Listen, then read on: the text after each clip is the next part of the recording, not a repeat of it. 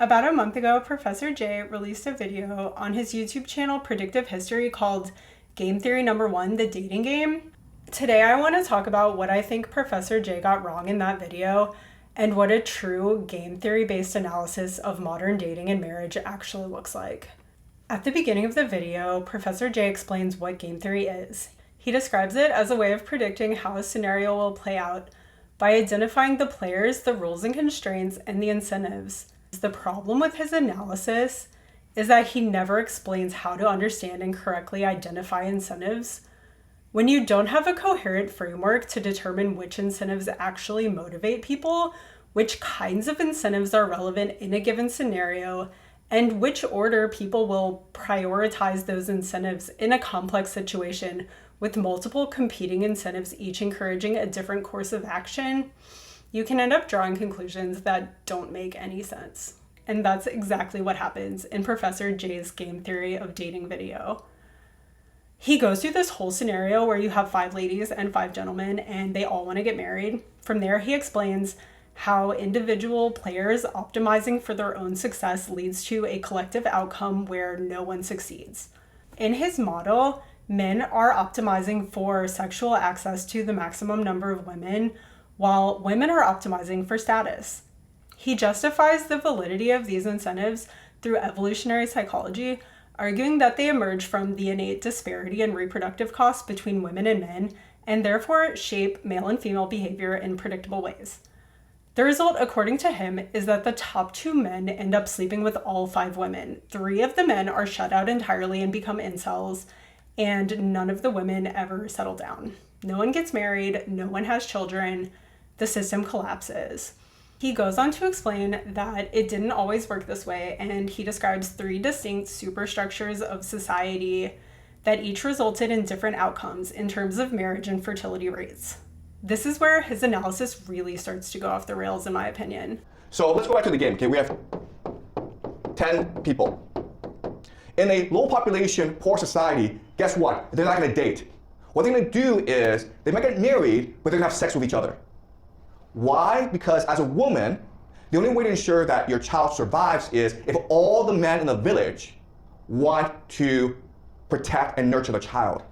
They will do that if they believe that the child could be theirs. Paternity confusion to secure male investment has been documented in a small number of specific societies, mostly in parts of Amazonia, but it's not a universal baseline of the origin of society. Professor J doesn't say that he's talking about hunter-gatherers when he says a low population, poor society, but the shift from hunting and gathering to agriculture was the reason the concept of private property arose. And private property was the reason for the shift to monogamy and male control of female sexuality. This is because ownership of private property in the form of land and livestock meant that men could pass down that property to their descendants. So they wanted to be sure their children were really theirs. Early agrarian and herding societies were way closer to what Professor J describes as Superstructure 2 when he talks about arranged marriage. So for that reason, when I talk about Superstructure 1, I'm talking about hunter-gatherers. It's not really accurate to describe hunter-gatherers as poor. Money didn't exist for them, but they had baseline abundance in terms of material needs. Anthropologist Marshall Solins called hunter-gatherers the original affluent society because their needs, though modest, were reliably met, their work hours were low, and the small, tight-knit community resulted in a robust social safety net. Widespread human poverty didn't arise until after the transition to agriculture. Anyway, women in hunter-gatherer societies typically had a lot more sexual freedom and social influence than modern women do because mothers didn't face the same kinds of structural barriers to resource autonomy that they do in modern economies. Going out to get food or other resources didn't require punching in at a job for 8 or more consecutive hours a day, and parenting didn't require arranging and paying for 24/7 adult supervision of your child for the first 10 or more years of their life. Hunter-gatherer moms could bring their children with them on foraging expeditions if they were small enough, and once they were around 3 years old, hunter-gatherer children spent their days in largely unsupervised, multi-age playgroups, engaging in imaginative play, exploration, and imitation of adult activities. This meant their mothers could go and do their own thing during the day, and it wasn't a problem. There was also nothing like the career progression penalty modern mothers face. A woman's earning power didn't decrease permanently because of loss of work experience due to taking time off to care for a baby. Because of all of this, men didn't have much leverage for controlling women. Hunter-gatherer societies varied widely in terms of their norms around sexual relationships. Some were very promiscuous, while others had more of a serial monogamy situation going on. Either strategy was workable, but the one thing most hunter-gatherer societies had in common was that their society was organized around kinship, care, and group inclusion rather than nuclear families or rigid paternal obligation. In most cases, residence and child-rearing were female-centered, with women remaining close to their mothers and sisters and raising children cooperatively. In these systems, paternal investment was not strictly necessary for child survival because caregiving and provisioning were distributed across extended kin networks rather than concentrated in a single male provider. From an evolutionary perspective, this arrangement makes sense. Investing time and resources in the offspring of your sisters or daughters increases the likelihood that shared genetic material continues into future generations. Women had much more social influence in this type of society than in a patriarchal society, because remaining with their female relatives meant that they had greater interpersonal cooperation and social cohesion than the men in their group. In order to find a mate, men would typically leave their families of origin and join another community built by a group of women who had known each other their entire lives. Men who wanted a place in that community had to conform to the social norms and behavior expectations set by the people in the group with the most social influence, which were the women. These behavioral norms were mostly egalitarian, centering the needs of mothers, babies, the elderly, and other vulnerable members of the group. They were enforced socially, with violations typically resulting in loss of status or, in extreme cases, ejection from the group, usually temporarily but sometimes permanently if the offense was serious enough. It's believed that societies didn't start becoming patriarchal or patrilineal until they started farming or herding livestock. This is the second superstructure of society that Professor Jiang talked about with arranged marriage. The shift to male ownership of private property and the resulting system of patriarchal inheritance meant that women would leave their family of origin to join their husband's family, thereby becoming socially disempowered. Under patriarchy, women were isolated from their female relatives, confined to the home, and barred from accumulating material leverage or social influence. Women typically had no choice other than to get married because they had no other economic prospects. Once married, they had no exit options or ability to say no to anything their husband or his family told them to do. The power imbalance inherent to marriage in a patriarchal system meant that for men, the benefits of marriage hugely outweighed the risks. A man who got married would get basically a domestic servant who would have sex with him whenever he wanted and bear his children, as many children as he wanted. Children were economically valuable because they could do manual labor starting at a relatively young age, and there was no social expectation of parental investment into children beyond providing survival basics. And women got married in the system because marriage was their least bad option. As a woman in a strict patriarchal society, you either get married or you find a way to live without access to any material necessities such as food or shelter because you can't get a job. Your parents don't want you to stay in their house forever, and when your parents die, their house and all of their stuff is going to your oldest brother and not to you. That's patriarchy. This brings us to the third superstructure, the current structure of society, in which Professor Jiang says that people stopped having kids because they don't care about sex or procreation anymore, and instead, they're trying to maximize their status. I disagree with him about this, and I'm going to explain why. I've talked about this before, that the most coherent framework for understanding human motivation that I'm currently aware of is based on Maslow's hierarchy of needs. It's a very well-known theory of human motivation. It's something they teach in Psychology 101, and in my opinion, it's essential to understanding what incentives apply in a given situation. The basic idea is that the position of a need on the pyramid indicates how much it's prioritized over other needs. That is, for any two needs in different levels on the pyramid, if someone's put in a situation where they have to choose between one or the other, They're choosing whichever one is lower or closer to the base of the pyramid. Tier 1, at the bottom, is physical survival needs such as food, shelter, and sleep. These are prioritized over all other needs. That is, people won't waste their effort chasing other needs until their basic survival needs are met. Tier 2, once survival needs are met, people want security. They want some assurance that their survival needs will continue to be met in the future. People want income stability, housing security, and avoidance of unfavorable legal consequences. Also included in this tier is autonomy, freedom from coercion or dependency. People want to be able to refuse bad deals, unwanted work assignments, and unpleasant interpersonal interactions.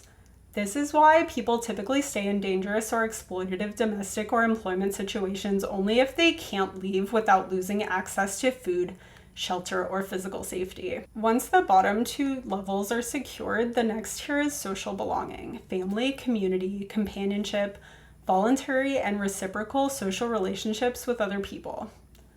That's tier 3. Tier 4 is status and prestige, position in the social hierarchy, the desire to be admired and respected. People only start worrying about status after their survival, security, and belonging needs are satisfied.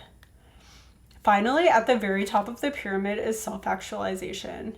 How can I become the most complete and authentic version of myself? Keeping all of that in mind, let's consider the actual incentives at play when it comes to dating and marriage for men and women in modern times. As for the benefits of marriage, you get someone to share the responsibilities of adulthood with in terms of bills and domestic work. You get companionship. You get to have children and watch them grow up, which a lot of people find really meaningful. A lot of people really value having someone to share their life with, but marriage and parenthood has also become extremely risky for both men and women. There are some risks that only apply to one gender. For example, only women risk death or disability due to pregnancy and childbirth, and only men risk being a victim of paternity fraud. And there are other risks that can happen to either gender but are more likely to affect one gender over the other. For example, married women are more likely than married men to end up doing the majority of domestic labor in addition to paid work. And they're also more likely to experience reduced earning power and interrupted career progression as a result of parenthood. Men are more likely to lose custody of children after divorce, and they're also more likely to experience unwanted or unexpected divorce. Both mothers and fathers risk becoming a single parent due to divorce, abandonment, or widowhood. And both mothers and fathers risk having a disabled child with lifelong care costs and responsibility. Both men and women risk being abused by their spouse and being unable to leave the marriage because the financial consequences of divorce would be catastrophic. Another big issue that keeps people in abusive marriages sometimes is the fear that if they divorce, their spouse would get full or partial custody of their children, and the children would then be in danger of being abused or neglected while with that parent, and the other parent wouldn't be there to buffer the situation. And then there's the stigma associated with single parenting. It can be difficult to date or remarry as a single parent because most people know what a huge responsibility parenthood is, and they want no part of raising kids that aren't theirs. Not to mention that statistically, the presence of a step-parent in the home is a massive risk factor for child abuse, so a lot of people don't even want to take the risk of remarrying when they have children in their home. These risks aren't just abstract ideas for people. Most people have personal experience with either their own parents experiencing negative consequences of parenthood or seeing other people they know struggle to raise children with no safety net and no help. TikTok is full of videos of both men and women warning others that parenthood is basically a minefield these days. When I think about modern parenting in terms of Maslow's hierarchy of needs, I don't think it's reasonable to say that people are hesitant to marry these days because they're optimizing status. To me, it's obvious that both motherhood and fatherhood in our current social structure threaten these second-tier needs like income stability, housing security, and freedom from coercion for both men and women. And because of that, I don't think status is even a factor for most people, although on the surface it may seem that way. A lot of the risk associated with parenthood in today's society can be mitigated by having a lot of money. For one thing, you can pay someone to take on a lot of the domestic labor burden. Parenthood is a lot less work if you can pay a nanny and a housekeeper instead of having to do all that work yourself. It's possible to become a parent and still have time to get enough sleep, have hobbies, maybe even exercise regularly or have a social life if you can afford to buy your own time back by hiring someone else to do your domestic work. And also, the risk of falling into poverty is much lower if you're wealthy before having kids. So men avoiding marriage if they know they can't support a family, you would expect that. And women only wanting to marry top income earners, you would expect that too. It's not about status, it's about avoiding existential risk, and it's perfectly rational. Something else to note here is that our current societal superstructure pits men and women against each other. Anything that reduces women's risk increases men's risk and vice versa. Alimony and child support reduce the risk of poverty after divorce for stay-at-home parents, but of course, the working parent has to pay for that. And when marital assets are split evenly after divorce, even though technically one spouse earned those assets through paid employment, while the other spouse contributed in the form of unpaid domestic work, for example, the employed spouse could have kept all of those assets if they never got married in the first place. So higher earners, if they want to have kids with a lower earner or someone who's going to be a stay-at-home parent, are incentivized to push for unmarried cohabitation because it limits their liability and protects any assets or wealth they accumulate during the relationship. At the same time, people who would become stay-at-home parents or the parent sacrificing earning potential in exchange for things like schedule flexibility or the ability to work from home are incentivized to avoid unmarried cohabitation at all costs because they have no financial protection in that situation. The real issue here isn't individuals being selfish or greedy. It's the fact that parents bear all of the risk associated with reproduction. The privatization of parenthood, the expectation that children are solely the responsibility of their two parents, has made the risks and cost of parenthood a zero-sum game. In the first societal superstructure, the ancestral environment, the risk of reproduction was spread out between the mother, her female relatives, the child's father, and maybe other adults in the community, meaning that motherhood wasn't particularly risky at an individual level. Mothers had a robust social safety net, multiple people they could expect to receive support and resources from in order to care for their children.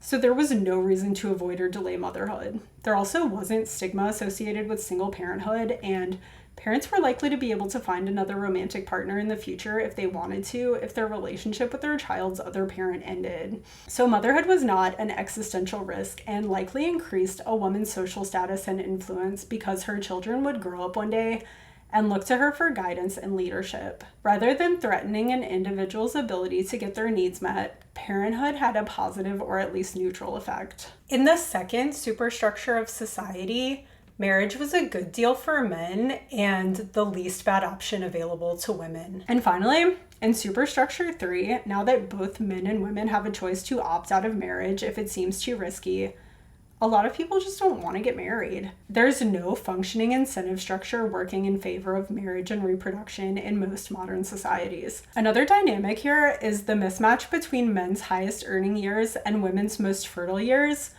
Women can sometimes have babies into their 40s, but the best time biologically for a woman to have babies is in her 20s, especially if she wants to have more than 1 or 2 kids. Men's sperm quality also declines with age, but overall, men are still able to father children much later in life than women are able to conceive. The biggest barrier for men's parental readiness is financial. It takes most people until their 30s to get established financially, and sometimes even longer than that, especially when people have these huge student loan debts coming out of school. A lot of men are legitimately never going to be able to support a family, and if they are, it won't be until their 30s or even 40s. By that time, it's a lot harder to pair up. People are set in their ways, and even if you do marry someone, the chance of fertility issues is higher because you're both pretty old. This is assuming you marry someone whose age is within a couple of years of your own. Of course, it's possible for a man in his late 30s or early 40s to marry a woman in her 20s, but it's not common. The average marriage age gap in the United States is 2.2 years. Only about 8% of husbands are 7 or more years older than their wives. Even if a woman wants to get married in her early 20s, it can be difficult for her to find a suitable partner because most men in that age group aren't financially established, and the ones who are typically don't feel much pressure to settle down right away. Another side effect of this is the fact that for people in their 20s and 30s, it's mostly men who aren't looking for marriage anytime soon, but are looking to date casually. The men in this category are incentivized to lie about their intentions because they know that women who are looking for marriage won't want to date them if they're honest and say they're not looking for anything serious. And so these men typically either stop trying to date because they're not having any success, or they'll start being dishonest about their intentions. Also, the men in that age group who are interested in marriage and who women would consider attractive prospects for marriage are probably going to find someone relatively quickly and then no longer be in the dating pool. Whereas someone who's only looking to date casually can remain in the dating pool for years. So even if only a small minority of men in the overall population are dating with dishonest intentions, a woman's chance of encountering one of these men becomes really high because there's no exit for these men from the dating market. So the women in that age group who are trying to date for commitment and marriage are fairly likely to get burned by a few bad actors and then opt out of dating because it's too risky. Online dating has hugely amplified the potential of bad actors to do harm because of the endless supply of new people to swipe on who have no way of knowing what your reputation is or how you've treated other people in the past or how many other people you're currently dating.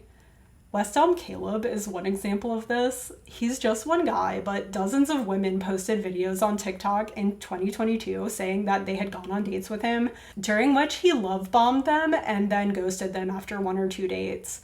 This is just an example of how this dynamic plays out in the real world and probably a big part of the reason why online dating has gotten worse and worse as time has gone on. Research reflects this too. I have some statistics from a Pew Research report from 2020. I couldn't find any more recent data than this, but I'd imagine it's probably even worse by now. Women were more likely than men to say that dating has gotten harder in the last 10 years. 55% of women said that versus 39% of men. And if you asked people who said they wanted to date, women were much more likely than men to say they were looking only for a committed relationship. 36% of women versus 22% of men. This image compares men and women in terms of whether they say each of these is a major reason why it's been difficult for them to find people to date.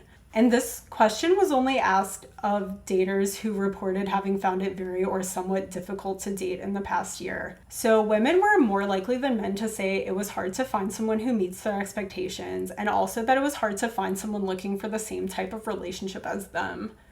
Men were more likely than women to say it's hard for them to approach people. And this one shows that single men are more likely than single women to be looking for a relationship or dates. 61% of single men said they were looking to date, while only 38% of single women said that they were. So women seem to be more likely to drop out of the dating market completely than men are. It seems like the older people get, the more likely they are to drop out of the dating market, but the effect is way more pronounced for women than men, presumably because women experience dating as more risky than men do. And this one, women were more likely than men to say that someone they went on a date with touched them in a way that made them feel uncomfortable. 42% of women said someone they went on a date with pressured them for sex. So it makes sense that women are more likely to stop trying to date. All of these statistics line up with what I described, that the dating market has these dynamics going on that make it really difficult for people to date nowadays. Anyway, Professor Jiang goes on to say that there's no way to pay women in rich, technologically advanced countries enough to make them want to have kids. And he says that is because they're not after money, they're after status. But I say that it's because the governments in those countries haven't offered women enough to make motherhood cost neutral for them. It's impossible to do that in most countries.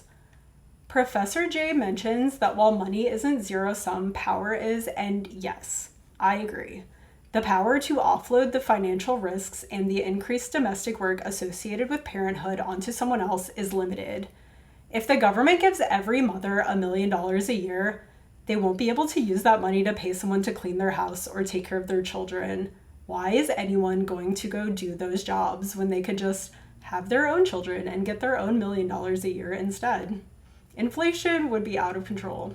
The only reason money has value is because other people don't have it and they need it, and because of that, you can use it to control them. He mentions 2 examples of countries in which women choose to have more than 2 children, despite the countries being wealthy and high-tech: Israel and Saudi Arabia. According to Professor J, the reason Israel has above replacement fertility is because everyone hates Israel. Also, he mentions religion and how the Western world has abandoned religion and embraced materialism, as if that's some kind of moral failure. The implication seems to be that Israelis are intrinsically more moral and upstanding people than us materialistic Westerners, but I don't think that that's how that works. A lot of people are confused about it, though. People frequently point to religion as an independent causative factor in people's life choices, when in reality, it's a signal of whether economic incentives have made it more costly to uphold the religion than it is to abandon it. That's the threshold. And yes, abandoning your religion can be costly because of social pressure. You may lose social status or lose community if you're no longer upholding your religion while everyone else around you still is. Also, it doesn't matter if the incentive structure keeping people in a religion is different for men versus women. As long as it's a functioning incentive structure for both of them, people will keep upholding their religion. For example, if the cost for women of abandoning their religion is being stoned to death or facing poverty and starvation, they'll stay with the religion pretty much no matter what because it's the most attractive option they have. If the cost for men of leaving the religion is losing community or social status, as long as continuing to uphold the religion doesn't threaten anything lower on the hierarchy of needs like income and housing security or food, shelter, and physical safety, while some other option exists that would allow them to more easily access those things, men will stay with the religion. But if upholding their religion becomes a sacrifice of economic security for men and the men have another viable option that they could choose, that's no longer a functioning incentive structure, and so the religion starts to fall apart. Once a critical mass of people in a society have abandoned pronatalist cultural norms, it's really hard to get those norms back because children become increasingly costly in low fertility areas. As more and more people decide to remain childless or limit the number of kids they have, public places become increasingly hostile to children and families, and childless people vote in policies that reward childlessness at the expense of parents. It becomes harder to find playmates for your child or anywhere that they can play unsupervised. Societal expectations change so that, for example, your child can't walk down the street to the playground alone or go play outside. You're expected to supervise them or pay someone else to supervise them 24/7 until they're a teenager.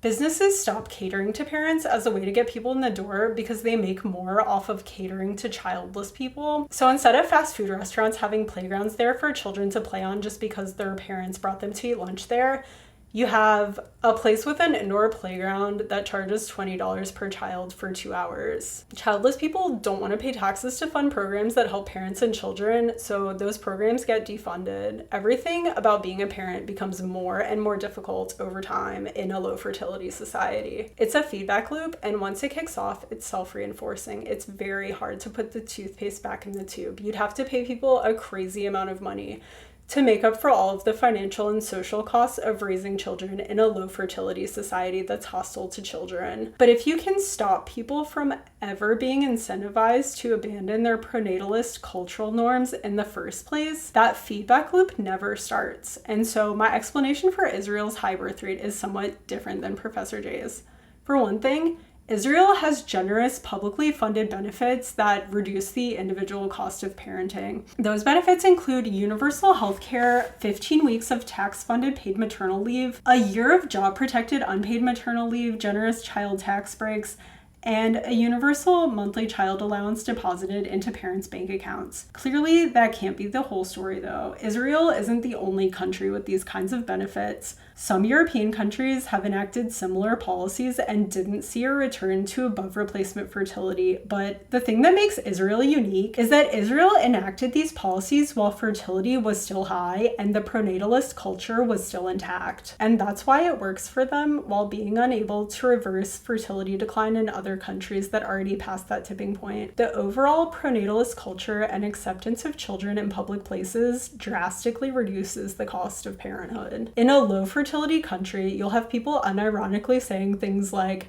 Parents shouldn't bring their kids with them on airplanes or out to restaurants or out in public at all, really. Which basically what they're saying is that parents should have to pay a babysitter in order to be allowed to leave their house or exist in public. It's not socially acceptable to say things like that in a high fertility society, and so parents aren't isolated the way they are in low fertility societies. It's just normal to see kids everywhere, and people accept that. Something else that Israel has that most Western countries don't is they have a massive criminal industry that basically traffics desperate people from poor countries like the Philippines, Nepal, Uzbekistan, Moldova, and Ukraine so that they can work in Israel as housekeepers and elder carers, which takes a lot of the burden of domestic labor off of wealthier mothers, making motherhood less costly to them, and also keeps elder care costs low so that public funds can be put toward programs that benefit young people instead of the elderly. Another thing that contributes to Israel's ability to provide generous benefits for parents and children is that Israel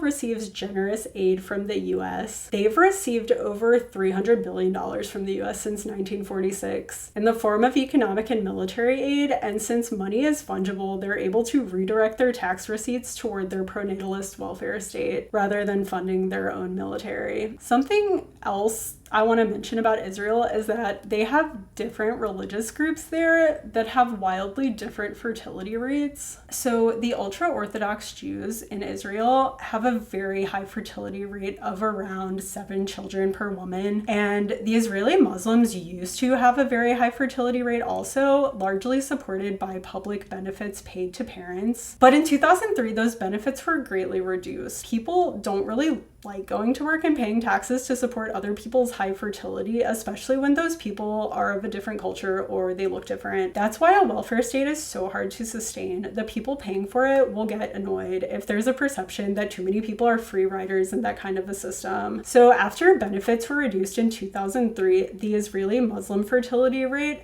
decreased almost immediately. The ultra-Orthodox fertility rate stayed high though. Something to note about the ultra-Orthodox Jews in Israel is that people who grow up in that religion have very limited exit options. The education provided to Israeli ultra-Orthodox Jewish children, typically they're only taught Yiddish, not English, and their schooling focuses mostly on religious studies rather than science and math. So even if people want to leave that religion and leave the community when they reach adulthood, they're usually going to have a hard time with that because they're not employable. They don't have job skills that transfer out of the ultra-Orthodox community. So they stay in their religion because they have very limited exit options, essentially. Israeli Muslims, on the other hand, they're not as socially insulated as the ultra-Orthodox Jews, and their children have much better access to education, and so they can abandon or water down their religion much more easily if they would prefer not to raise a bunch of kids with no economic security. And they don't get any pushback from other people in their community because the other families in their community are all doing the same thing. Professor J also mentions Saudi Arabia and credits their high fertility to a welfare state paid for by oil money. But Saudi Arabia's fertility rate has fallen in recent years.